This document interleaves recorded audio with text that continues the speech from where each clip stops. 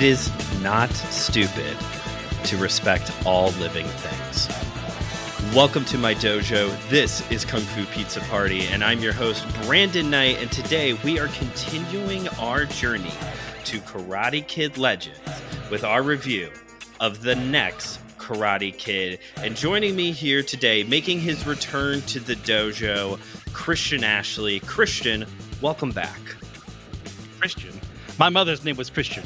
She was killed in a car accident with my father, and they're both dead. So trying to bring them back.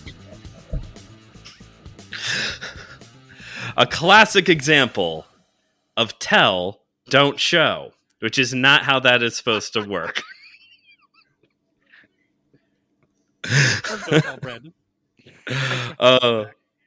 Of course. It's always good to have you. And a free man. And I mean that to say that recently graduated from grad school, right?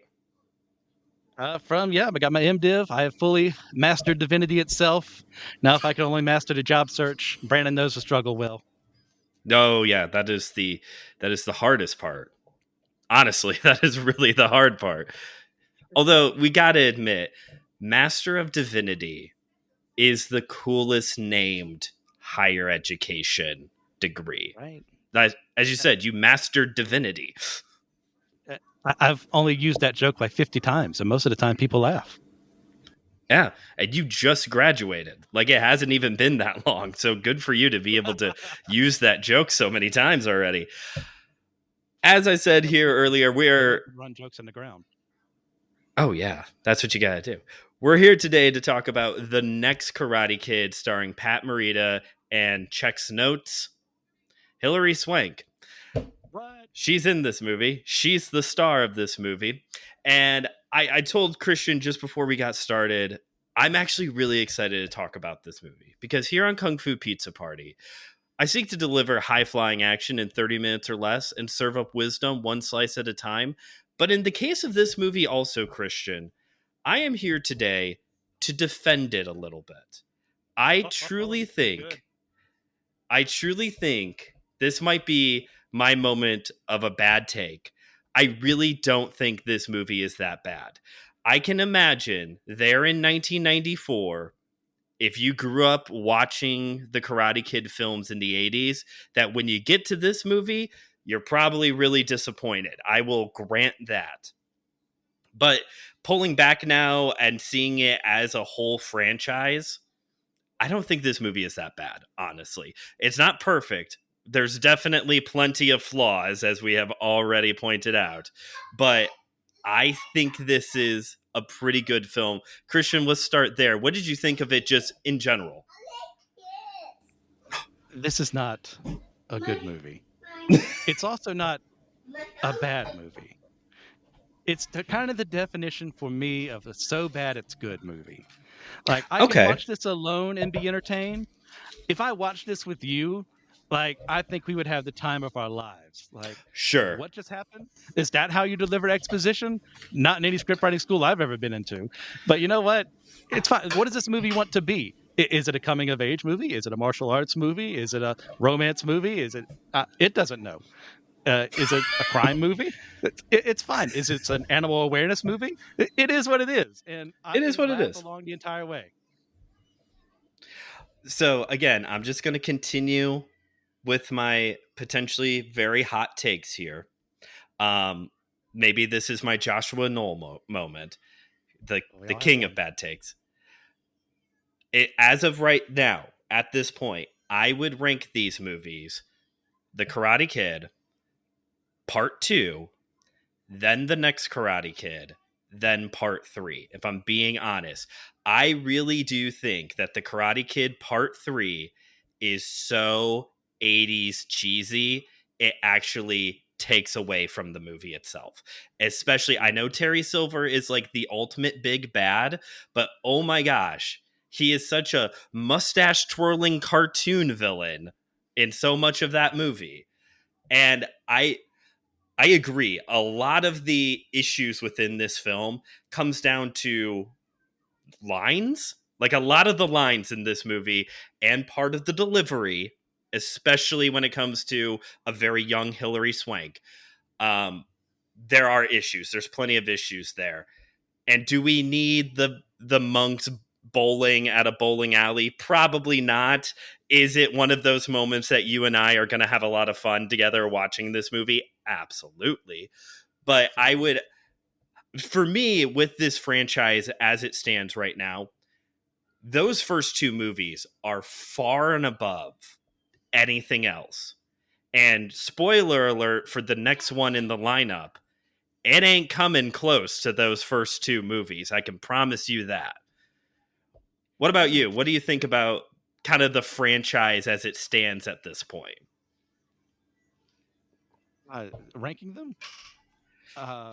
Yeah, if you were going to rank them, yeah. I'd probably go 2, 1, 3 next. 2, 1, 3 next. So you actually are in that rare group of people who would say the sequel is better than the original. Yeah.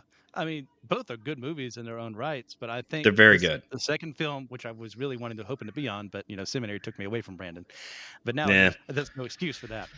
I think it develops Miyagi a lot more, and it gives Daniel a little bit more too. Him losing her as a girlfriend, that's on him. Gosh, whatever her name was. Like, how do you lose that? That's your fault. Kimiko? Are you talking about Kimiko in the second one? Yeah.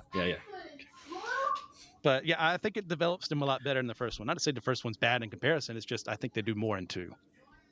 Yes. Yeah. In the part 3 review just came out before this episode in real time. So you can hear I have a lot of thoughts on this narrative structure of the original trilogy, but we'll keep that there. If you haven't listened to that episode, make sure you do. It's me and TJ Blackwell from Systematic Ecology on that one. Trying to get a very, very well-rounded view on this series, best we can.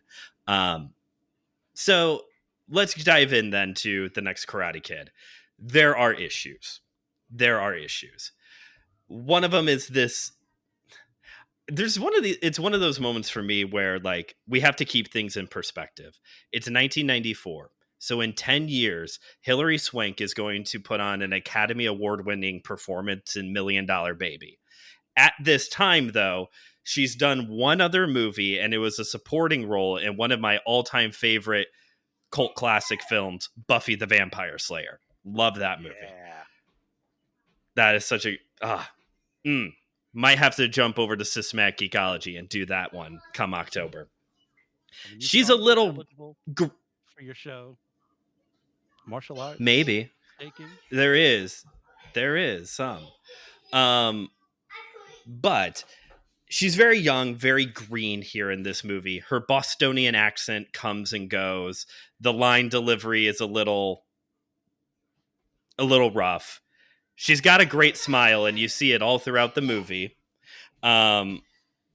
What else for you besides a very young Hilary Swank? You mentioned here this movie doesn't know what lane it is in. So work that out for me. You think this movie doesn't know what it is? This movie's having an identity crisis, and I think it'd be more fitting in modern times because there'd be more people supportive of it in that scenario. But for where it is, number one, I think Hilary Swank and Pat Morita are acting their hearts out. Like, she's figuring things out. She looks, she's a little goofy, trying to figure things out from the acting standpoint and from a character standpoint. He's having a time of his life, I think. Just, he gets paid to do this. But as far as the structure of the movie itself, it's this very weird hodgepodge of a lot of different ideas. They were just, what sticks? Well, what if we said everything stuck? And even if it doesn't, we're going to make that movie. So we've got this classic high school scenario here where, girl falls for guy, guy falls for girl. Well, girl's also nursing Hawk back to life after the Hawk has been injured and can't fly. Girl is also suffering from loss of family. Because her parents died in a car accident. Stop trying to bring them back. And the grandmother calls her Susan, which, by the way, isn't her actual daughter's name. It's her daughter-in-law.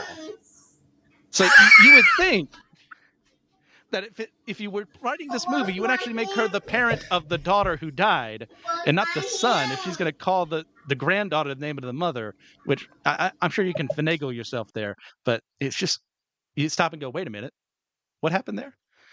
And then you've also got this security team of students that are like, are they hired? Is this like an after school club that that they're involved with, of making sure the school is kept safe through all this? Um, I I don't know what they're trying to do with that. You've also got the what's his name from 3, uh, bad guy. Oh, the bad guy. Like the Uh, main dude. I can't think of his yeah, name. A yeah. colonel. Something. He did. No, I no, don't know no, what no. his name. From 3, Silver Oh, Terry or Silver. Terry Silver. Yeah, it's like him, but worse. Like Terry Silver is kind of like who Steven Seagal actually is as a person, Even with the comparatively speaking, ponytail too. right? This guy is like the every stereotype about um, an ex-army guy teaching students now wrapped into one film. And you've got the better parts of the film for me are when they're, at the monastery and she's learning Yes. from them. And they're, having fun, but also like there's a reason behind why we're throwing these sandbags at you. It's like there's an actual purpose. We're not just trying to hurt you, even though it is funny. Yeah. Like, so that's nice. But then it goes to almost the boyfriend's movie for a little bit, where he confronts everyone, and now it's suddenly her movie again, where she's the one confronting the guy who, by the way, also we've had a scene where multiple guys are chasing her in a building. If this were written right now, there would be a Oh lot yeah. more kind of put that way of, oh, this is a really bad thing. And the cops, if she had said Mm-hmm. anything, would have taken them to jail. Versus, I don't know if Mm-hmm. this was a boys will be boys argument, or if they weren't actually thinking things through. Either way, it sucks. Either way, it sucked. I like that conclusion. And of course, you got the grand time they're having, the monks being introduced to modern society, having fun bowling. They make friends with the guy who's like the huge jerk you expect them to actually fight. But no, they become Mm-hmm. friends, teach them how to bowl blind. That was fun. That make narrative sense, not so much, but it's fine. Life has all these filler moments every now and then. It's okay to include them. You get the final confrontation, and the guys all turn, and it's all over the place. This is a bonkers movie. It's a fun movie. And I'm okay with that. It's never going to be in the top 100 list, or it's not going to be a top 500 list of films I've ever watched, but it's going to be on the list, and it's not going to be near the bottom. It might not even be a top 100 movies of 1994, if we're honest. Well, 100, maybe. It might get on 100. I mean, The Mask came out in The Mask, Dumber and Dumber, and I lost one more. What's the other one? Oh, Ace Ventura. All 3 of those like iconic Jim Carrey movies came out that year, so like it's kind of hard to compete. So I do want to go back to one thing you said. We talked about the difficulty. Hilary Swank is figuring it out as she goes, both as a character and as an actress. Pat Morita does not have a bad performance in any of the movies he is in. He is, I mean, he was nominated. I forget. I think it's for the second one. He was nominated for Best Supporting Actor. And rightfully so with that second one. But yes, that no complaints, no notes when it comes to Mr. Miyagi. And I agree that it is a bit all over the place.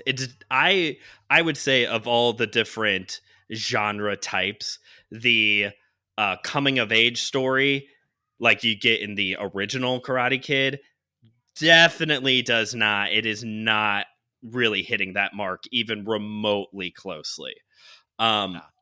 Here's why I think, though, it is still a good installment in the Karate Kid franchise, and it's because even if the execution at times wasn't the best, it does check a lot of the boxes by way of Karate Kid tropes and even world building.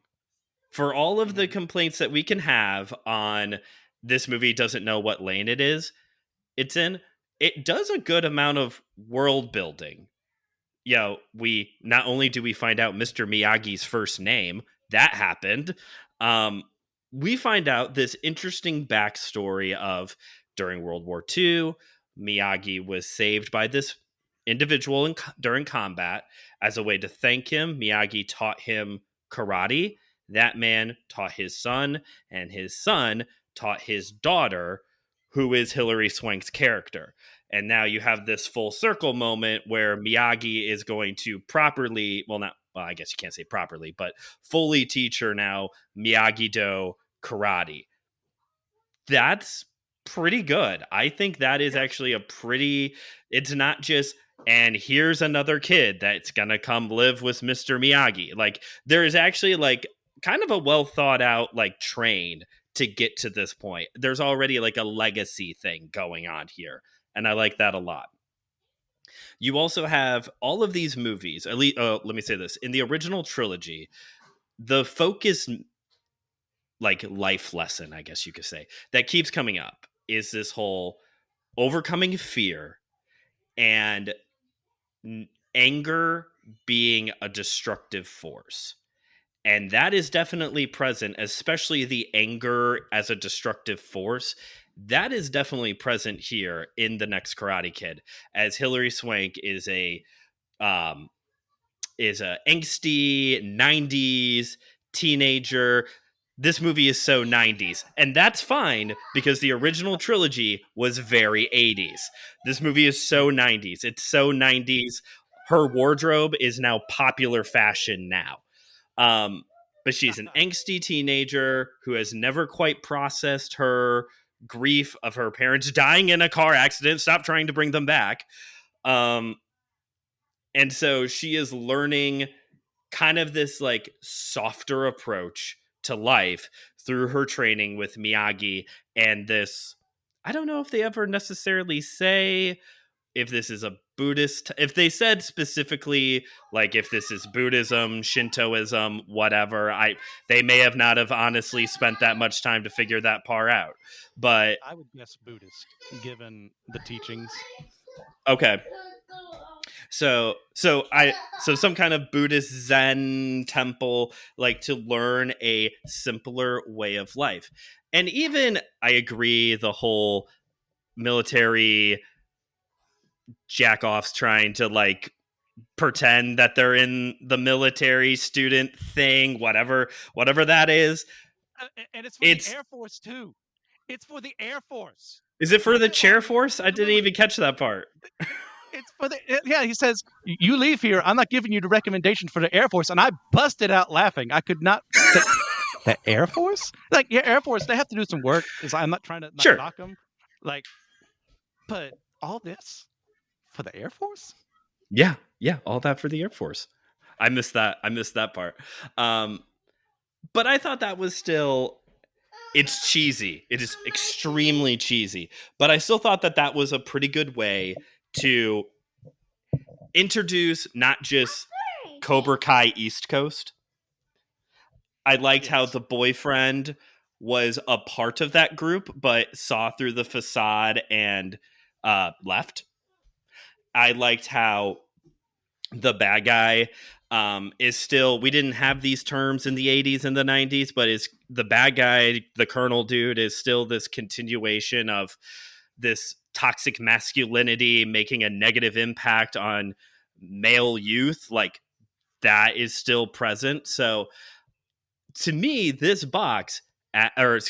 film, as quirky as it is, does continue to check a lot of the boxes for what makes a movie a Karate Kid film. Other than, and I want your thoughts on this, Christian, there is no central technique. In the original trilogy, you had the crane kick, the drum movement, and the Miyagi-Do family kata. There's not necessarily like a central technique here that is being taught. Even the wax on, wax off is just kind of peppered in as like a callback. or they're at the end of the movie when Miyagi has the showdown with the Colonel. We get the call back to his confrontation with John Kreese when he pulls back and he looks like he's going to like end the fight, and then he just blows in the guy's face. Is it detrimental, the fact that there is not a central technique that she is trying to learn? I push back a little bit because I think there is one, and it's the mantis Okay. style kind of kick that she Okay. goes from jumping from the Japan rock to the Okinawa rock, and then at the very end she uses it, and it's pretty much kind of like the first film. It's like, is that kick kind of like, number one, is it legal? Number two, is it like something you can perform without being blocked immediately? Sure. Just suspend your disbelief for a little bit. So I think there is one she actually learns, but it's not as iconic, shall we say, as Sure. the other three. Sure. And I have roasted the crane kick, and I still will continue to roast the crane kick. But seriously, doing the Miyagi family kata at the end of the third movie during a tournament fight is still the more unbelievable thing. Oh my gosh. Yeah. Just gonna pop into a lot of you. They do. Favorite part of the movie, and I'm absolutely going to go do this now. Whether this episode goes over the 30-minute mark or not, the scene where it gets overshadowed by the fact that like the monks come in and they start dancing, but when she is doing her kata to the song Dreams by the Cranberries, that was a cool visual. She's like squared up in the middle of the shot. The song is like oddly perfect.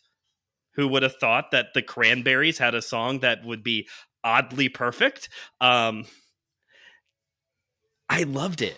It's so quick too, and you only get like a little bit of this kata she knows. But I was like, that is a really cool shot in this movie. Yeah.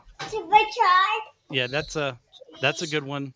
Because I enjoy that scene a lot, and getting the monks to come in and spend time with her, to show that everything's okay with us now. You're learning. This is how you're showing that you're learning. We can join you in this. We're not going to, just because we're asking you to embrace our culture doesn't mean we're going to have you deny yours. And this is part of youth culture at that time, is to listen to songs like this and dance along to them.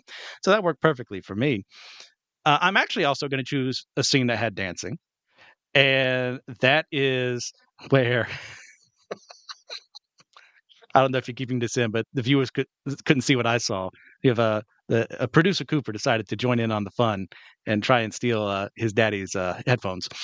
But I'm going to choose a scene where they're in her house, and Miyagi says, "I'm going to teach you this new technique," and they move the furniture aside. And it's built up to where, like, oh, they're going to learn a new fighting technique, and then it goes, because she had earlier said, "I don't know how to dance. What if they ask me to waltz? I don't know how to waltz." And then he teaches her how to do that. It's a very sweet moment that is also, I trust the scene because I know who Mr. Miyagi is. But I couldn't help but notice that the window is open so anyone could see that. And everyone in the neighborhood, where's her mom at? Oh, she just abandoned her, so leave Mr. Miyagi there to help her out. And she's at Miyagi's house, number one. Number two, there's this strange guy dancing with the daughter of the house. The mom's nowhere to be seen. So I can only imagine what that looks like to an outsider. Me, as someone in the know, it's perfectly fine, but I also couldn't help but imagine what could happen there from someone else's perspective. But it's still really sweet in context. I'm glad you brought that scene up, because I think, on-screen chemistry-wise, we've already talked about how great Pat Morita is. They do really well together. But I do think that it's not weird. Like, they do such a good job of the relationship dynamic between Mr. Miyagi and this, I don't know, what are we going to say, 17-year-old girl? 17. I don't know if they ever, yeah. Like, Mr. Miyagi is a very old man by this point. Like, I think he dies in the early 2000s. Sounds right. Pat Morita, that is. So he's an older guy by this point for sure. And Hilary Swank is like a teenager. Go get your washcloth. Is a teenager by this point, but it's never like awkward or like overtly, like, oh, this is a little risque. You have the scene early on where Mr. Miyagi walks into her room like uninvited, and she's like mid change taking off her shirt or something, and he's like, I am so sorry, covering Yeah, himself up, the whole thing. always easier. You pointed out there in the dancing scene, like the windows are all open. There is so much room for the Holy Spirit between them. Like, that was a Christian prom dancing moment right there. And even like early on when she is, they're living together, he does make these jokes of like, boys are easier, referring to like living with Daniel, how much easier it was because Daniel's another guy, and living Yeah. with a girl is a completely, he opens the medicine cabinet and it's like this avalanche of makeup in there. But the joke isn't so much like, oh, girls, as it is Mr. Miyagi like understanding like, oh, I don't know this as well. Like, there's like a humility aspect behind that joke, So The I thought teacher they has did to it learn. really. Yeah, teacher needs to learn something, and that's not beneath Mr. Miyagi at all. Like, Yeah. yeah, no, I thought the how they presented their relationship throughout this movie was very tasteful. Might be the best way Yes. to put it. Yeah, I never once thought anything untoward would actually happen because I know the characters involved. I just know, like, if I were looking at this from outside, I'd go, "Hold on there, that's a that's a little weird." But in context, it makes perfect sense, and it's so very sweet. It is. It is very sweet. Um, because that is part of like the Miyagi character as it was built in the original trilogy of like being this father, grandfather like figure for Daniel. I guess it would be Mhm. a father for him as well. This father figure for him in the original movies, and just continuing on now with that with I think her name, I don't even know. Is it Julie? Julie, It's not yeah, Susan. I can tell you that much. Julie-san, yeah, a and it's also too, I had something else I was gonna say, and now I've lost it. Oh, why? Why am I getting old, Brandon? It's all that Sorry. schooling. Gotta Yeah, like get some stuff out now, man. I thought the fight go on. scenes. I thought the fight scenes and the training montages were pretty good. Yeah, Um, it's the training repetitive. montages are not. Oh, you got it. I'll finish this Okay, thought and hold on to it. I thought the yeah, training montages weren't necessarily as like, paint the fence, wax on, wax mhm, off. Like, there was a lot less of that, but it was still like, I think it made sense how the fight scenes were shot, how the training was done. I think that's it was all very 90s, very 90s movie esque, Three Ninjas esque for for how it was done. What was your thought since you grabbed it? eh, yeah, going back to what we were talking about, it's not how they say it, but there's essentially the line is, "You would have made a great girl dad." And I believe Oh, yeah, that. I yeah. think you would have made a perfect girl dad, because he learns pretty quickly. But It going does. with what you're saying there, the montages are done pretty well in this movie. Yeah, there's the initial wax on, wax off. Says, I'm not doing that, not even for a homework you want me to do. But then later on, it's part of the scene. It's not the main focus ever doing it. So he doesn't like forget that technique just because it's a new movie. There's still a practical application there. Mhm. But then he goes further, and sandbags in the barn, also Mhm. they're funny, but they're also instructive. It's like, it's her Luke with the helmet over her head, moment of, can you sense it before Sure. it Yeah, actually yeah. comes? And that does show up in the final fight to an extent, because she gets Mhm. what, mud or something thrown in her face by generic bad guy. Yeah, yeah. And yeah, generic bad guy 210 of this movie, 90210, since this is the time era. Yeah, and it works perfectly, and it's built up off of those Mhm. montages, and you need a montage. I mean, there's a reason that's the song, Oh, yeah. from South Park. You gotta have a montage. You gotta have a montage for sure. I thought the final fight, not only was it was good. Nothing I don't know if I was to pick like an iconic final fight in this franchise. To me, it has to be either the second or honestly the third movie. I think the final fight with Mike is really good. I did Mhm. like how This one kind of takes a page out of the Rocky 5 playbook. Forget the ring. We're going to the street. This is a street fight. And that's different, at least. I like how the original trilogy, each one, they, especially, particularly with the sequels, they follow the tropes, but they're all pretty independent stories, you could say. They bounce off of each other for sure, but they're pretty original stories. And they find ways to add in some originality in each one. I thought, okay, we're going to change it here. It's a street fight here at the end of the fight, or at the end of the movie. Sure, why not? There was never any kind of like tournament fighting anything in this at all, so why not? Now, this is where the movie loses its goddamn mind. At the very end, you have generic boyfriend 90210 facing off against generic bad guy 90210. His car blows up. Yeah, that was not. Then neither. Then instead of we don't have our sweep the leg moment. We have our finish him moment here. It's like, get over here. Let me just rip you apart and kick you and kill you. And they're also like kind of hinting that you can kill her too when she shows up. And like, hold on, we've gone off the rails. This was about proving something? Question mark. And now it's about murder. Yes. You lost me along the way, but we ended up at the ending somehow. Yeah. Still with a Mr. Miyagi wink at the camera. We still got our wink there to wrap things up. It's been so long since I've seen the Jackie Chan one. I'm going to have to be very vigilant to see if there is a wink at the, I cannot remember. And now that's my whole purpose for watching that movie now is to see, is there a wink? That has to go on the, it is a Karate Kid movie if list, like I had at the beginning. I need to watch that movie, number one, because if anything, it's going to be way more terrible than this, from what I understand. Yeah. It's not good. And I saw the trailer when I was at the movies to see Thunderbolts, which was actually way better than I expected. Side note. Okay. For the new Karate Kid movie, it's like, okay, I can get behind this. And I haven't watched any of Cobra Kai, but it sounds great. I've seen bits and pieces along the way. People talking about stuff, and I'll go like check it out. And I think I saw some of season 1 as well. I don't know how much Cobra Kai is going to play into the story of the newest movie.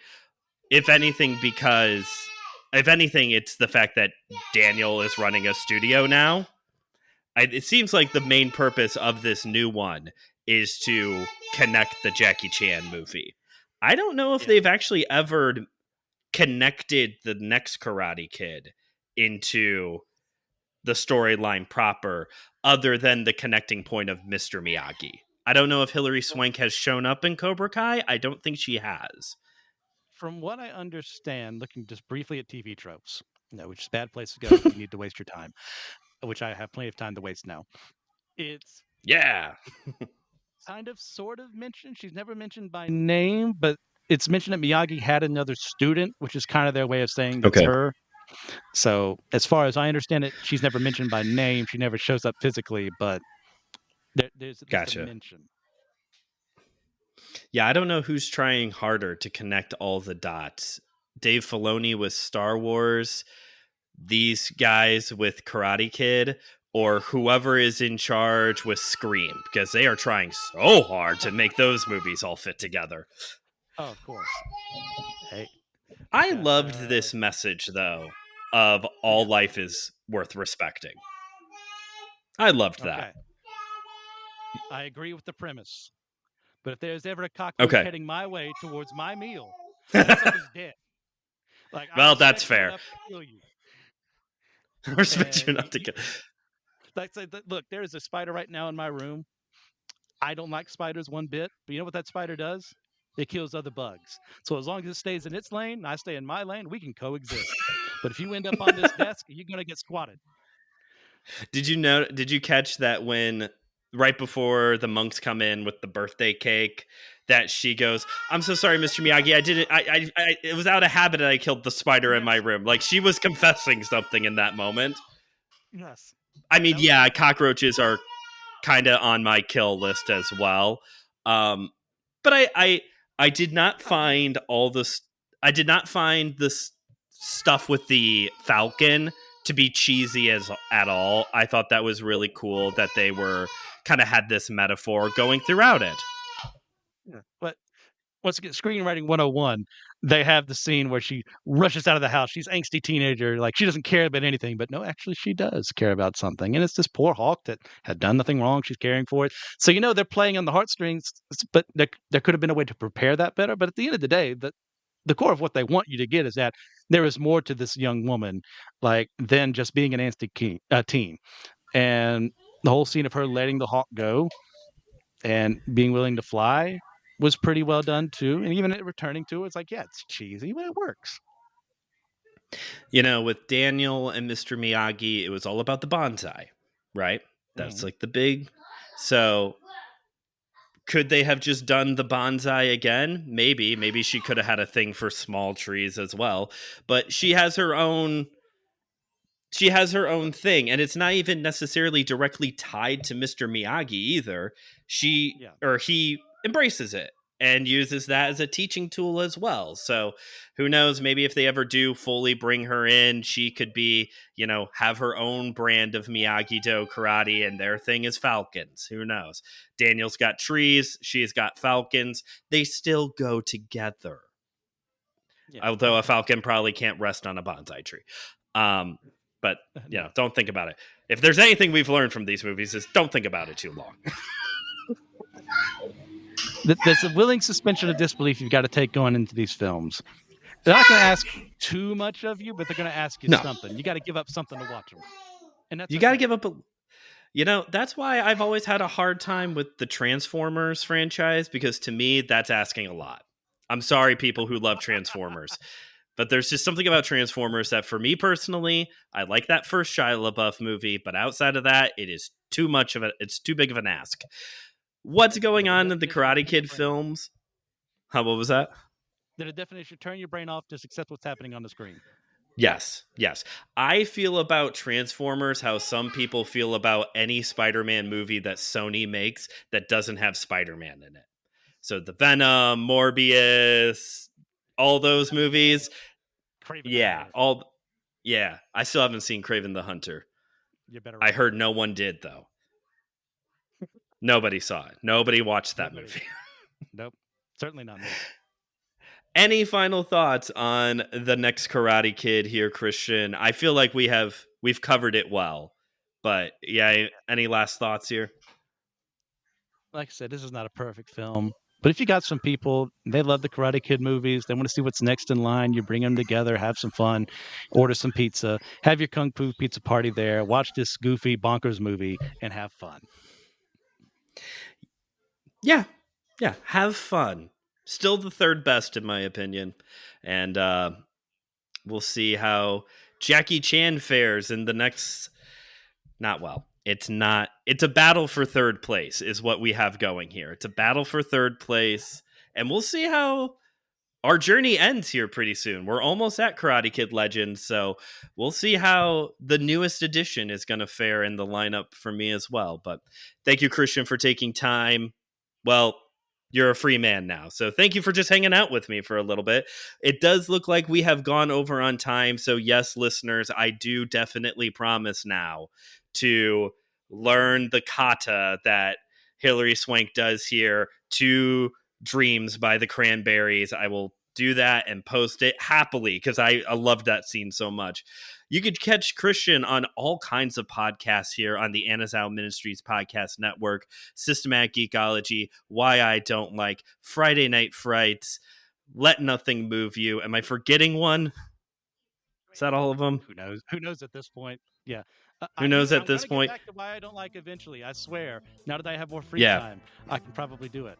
So, yes.